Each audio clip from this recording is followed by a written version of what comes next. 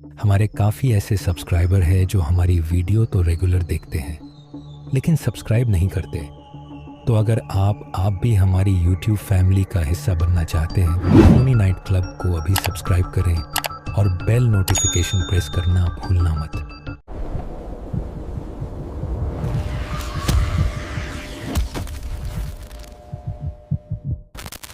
मैं ये बात आज इसलिए बता रहा हूँ क्योंकि अब मेरे पास छुपाने को कुछ नहीं बचा। अगर आप ये सुन रहे हैं तो शायद मैं सही समय पर सच कहने की हिम्मत जुटा पाया हूँ। हमारे घर में एक ताबीज़ है, छोटा सा पीतल का, काले धागे में बंधा हुआ। दादी कहती थीं ये बचाता है। बचाता किससे ये उन्होंने कभी साफ नहीं कहा, बस इतना कि सोमवार को इसे उतारना मत, और अगर उतारो भी तो सूरज ढलने से पहले फिर पहन लेना। बचपन में ऐसी बातें कहानी लगती थीं लेकिन कहानी नहीं थी। हवा सरसराती है। मैं जिस घर में पला बढ़ा वहाँ दादी का कमरा सबसे अंदर था। लकड़ी की अलमारी, पुराने कपड़े और वही ताबीज़ हमेशा तकिए के नीचे। दादी जब भी बाहर जाती ताबीज़ मेरी कलाई में बांध देती। तेरा दिल कमज़ोर है वो कहती। मैं हंस देता। दिल कमज़ोर नहीं था, पर घर की दीवारों में कुछ था जो सांसों को भारी कर देता था। रात को गलियारे में कदमों की आहट आती, जैसे कोई नंगे पांव धीरे धीरे चल रहा हो। मैं माँ से कहता, वो कहती हवा होगी।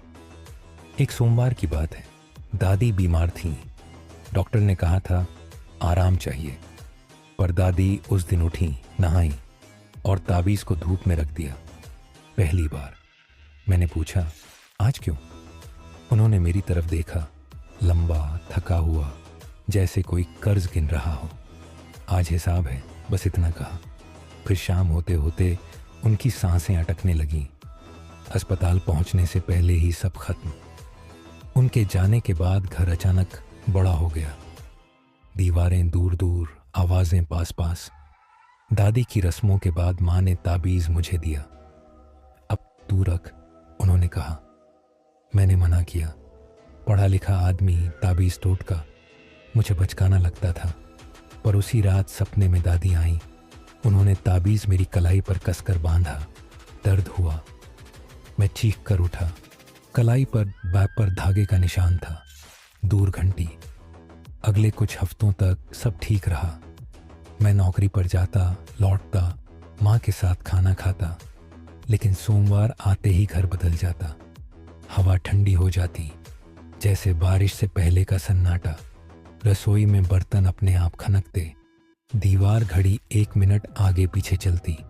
और ताबीज़ वो भारी लगता, जैसे धातु नहीं जिम्मेदारी हो। एक सोमवार मैंने ताबीज़ उतार दिया। मीटिंग थी, मजाक का डर। धूप ढलने में अभी समय था। उतारते ही घर में किसी ने लंबी सांस ली। मैं अकेला था। बाहर निकलते वक्त दरवाज़ा अटक गया। जोर लगाया तो खुला, और जैसे ही कदम बाहर रखा पीछे से दादी की आवाज़ आई, समय। मैंने पलट कर देखा। खाली कमरा, कदमों की आहट। मीटिंग में सब सामान्य रहा, लेकिन लौटते वक्त सड़क पर अजीब लगा। वही दुकानें, वही लोग, पर सबके चेहरों पर एक परछाई, जैसे किसी ने रोशनी आधी कर दी हो। घर पहुंचा तो माँ बैठी थी, चुप। आज ताबीज़ क्यों नहीं? उन्होंने पूछा। मैंने हंसकर टाल दिया। शाम ढली। सूरज की आखिरी किरण खिड़की से गई और उसी पल बिजली चली गई। मोबाइल में नेटवर्क था, पर घड़ी रुक गई। सोमवार 7:17। अंधेरे में किसी ने रसोई का दरवाज़ा खोला। मैंने टॉर्च जलाई। फर्श पर पानी की बूंदें थीं, नहाने की नहीं, जैसे किसी ने तालाब से हाथ धोए हों। माँ के कमरे से खांसी की आवाज़ आई। दौड़ा। माँ बेड पर बैठी थी, आंखें खुली, पर देख नहीं रही थी। ताबीज़, उन्होंने फुसफुसाया। मैंने बैग से निकाला, बांधा। जैसे ही धागा कसा, माँ की सांसें सामान्य हुई। बिजली लौट आई। घड़ी चलने लगी। 7:18। उस रात नींद नहीं आई। मैंने दादी की अलमारी खोली। नीचे एक पुराना कपड़ा, उसके अंदर कागज़ों का बंडल। पीली स्याही में लिखा, ये बचाता नहीं बांधता है। पढ़ते पढ़ते हाथ कांपने लगे। दादी ने लिखा था कि हमारे खानदान में हर पीढ़ी से एक व्यक्ति चुना जाता है। वो ताबीज़ पहनता है ताकि घर के बाहर जो है अंदर ना आए, और अगर ताबीज़ उतरे तो चैन बदल जाता है, हवा सरसराती है। मैंने माँ से पूछा। उन्होंने पहले मना किया, फिर रो पड़ी। तेरी परनानी, उन्होंने कहना शुरू किया। एक कहानी निकली, गांव, एक तालाब, एक शपथ। किसी ने कुछ लिया था, बदले में कुछ देना था। वो कुछ हर सोमवार आता, दरवाजे पर दस्तक देता, ताबीज़ उसे रोकता, घर के भीतर बांधकर। तो वो घर में ही है? मैंने पूछा। माँ ने सिर हिलाया। उसके बाद सोमवार डर बन गया। ताबीज़ कभी ढीला पड़ता, कभी गर्म। घर में आईनों में मेरी परछाई देर से हिलती। एक बार मैंने देखा, आईने में मेरी कलाई पर 2 ताबीज़ थे। मैंने पलट कर देखा, एक ही। दरवाज़ा चरमराया। एक सोमवार रात को माँ की तबीयत फिर बिगड़ी। इस बार ताबीज़ बांधा था। फिर भी मैंने एम्बुलेंस बुलाने की कोशिश की, पर फ़ोन में सिर्फ एक नंबर दिख रहा था, दादी का पुराना लैंडलाइन। मैंने काट दिया। दरवाजे पर दस्तक हुई 3 बार। मैंने खोला नहीं। दस्तक फिर किसी ने कहा, हिसाब। वही आवाज़। मैंने दादी के कागज़ फिर पढ़े। आखिरी पन्ने पर लिखा था, अगर चैन से भागोगे तो घर किसी और को चुनेगा। बेहतर है एक को बांधो बजाय सबको खोने के। मुझे समझ आ गया, ताबीज़ बचाता नहीं, वो एक को पकड़ता है ताकि बाकी सुरक्षित रहें। मैंने माँ की तरफ देखा। उनकी आंखों में डर था, पर समझ भी। मत, उन्होंने कहा, तेरी जिंदगी है। बाहर दस्तक तेज हुई। दीवारें कांपने लगीं।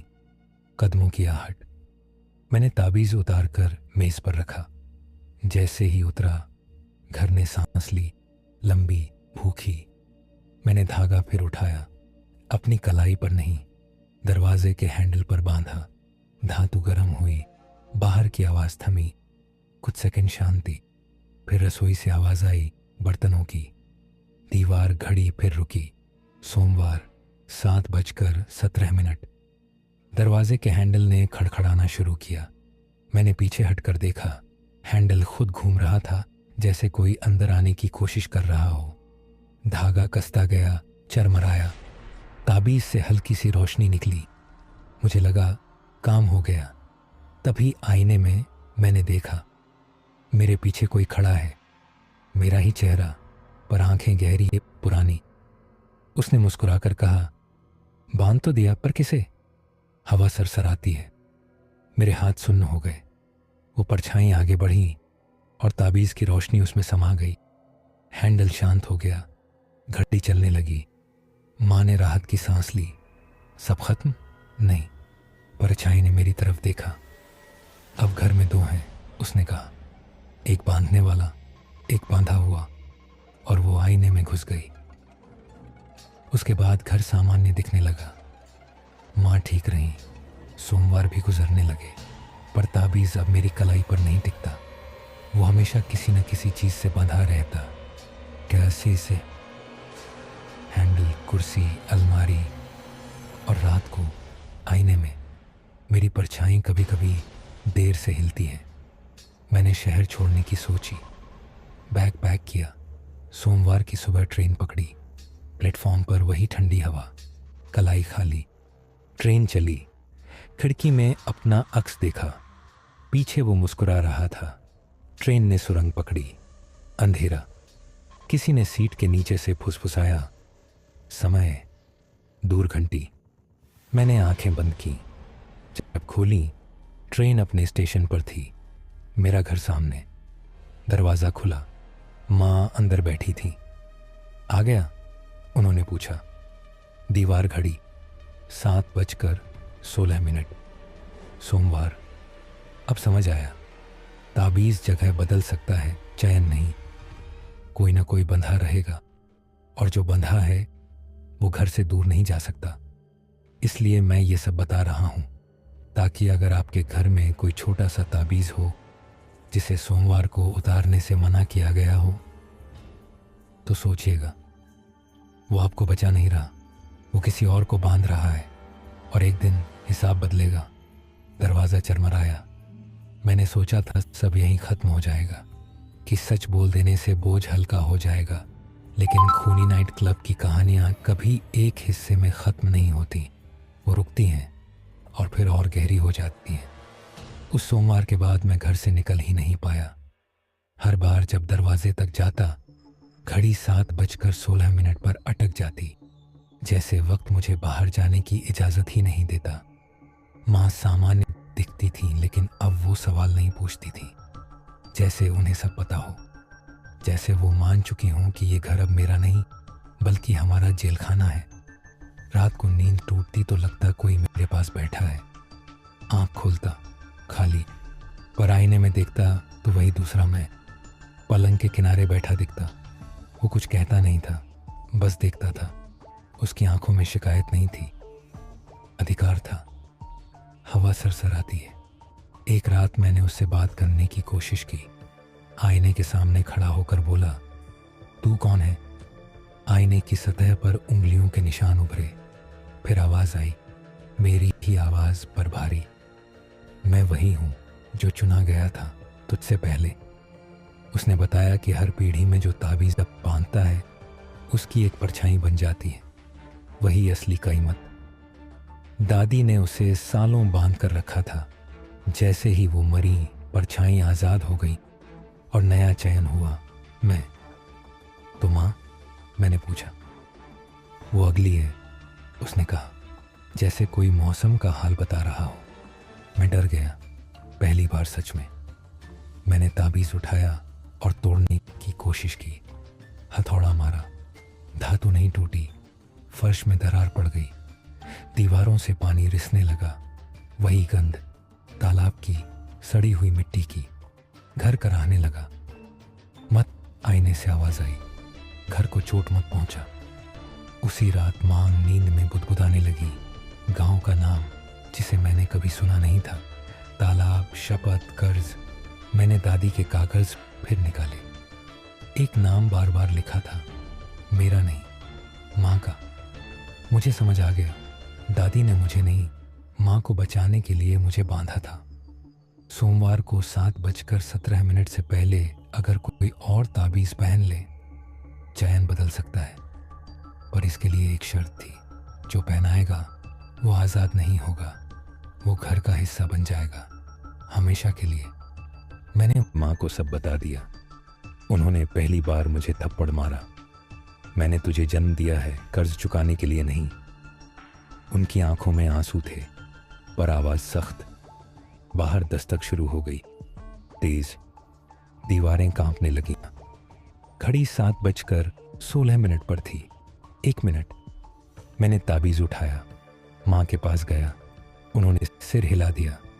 नहीं। आईने में दूसरा मैं मुस्कुरा रहा था। अब समझा? उसने कहा। यही खूनी नाइट क्लब है। मैंने फैसला कर लिया। ताबीज़ माँ की कलाई में नहीं, अपनी ही गर्दन में बांधा। धागा कस गया, सांस अटकने लगी, परछाई चीखी पहली बार। घर में रोशनी फैल गई, दस्तक रुक गई, घड़ी चल पड़ी।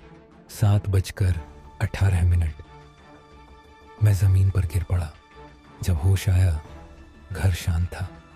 आईने में सिर्फ मैं था, अकेला। माँ पास बैठी थी।